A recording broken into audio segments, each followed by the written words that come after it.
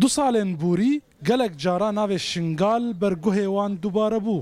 Lewma du şandên Swêsrî yek ya hawarçûnê ya din perlemanî serdana Şingalê kirin.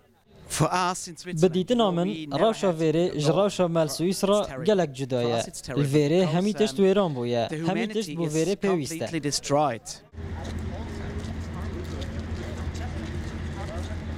Şanda Swêsrîya hawarçûnê 45 ton ard li gel pêdiviyên zaroka bo Şingaliyan di gel xwe de anî bûn.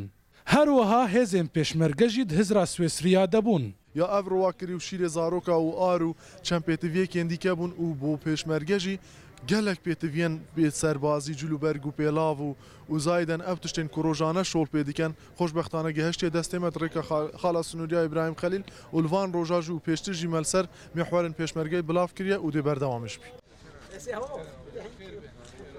Şanda perlemanî li rewşa Şingalê û daxwazên Şingaliyan guhdar kir.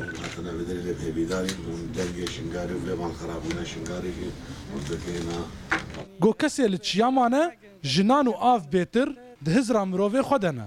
مساعدة كتشو جنيد ميت يزدي بكن لأن بود صالة تشتكي الدستة داعش ده يعني كيرناي وصا بكن أفز بيشم هاريكاري مد هاريكاريش دستة الدولة يعني مدبيت تشتكي شوان راب كان هكوان خلاص بكن بشكاري خلاص كان بالانزال شي كان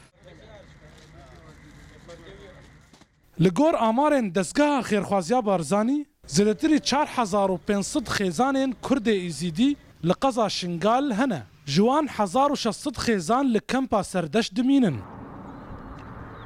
Ji kempên Başûrê Kurdistanê rojane bi dehan Kurdê Êzîdî koçberî welatê Ewropî dibin.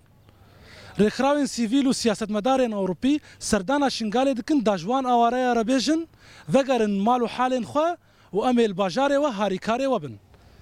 Pêşewa Behlewî, Rûda û Şingal.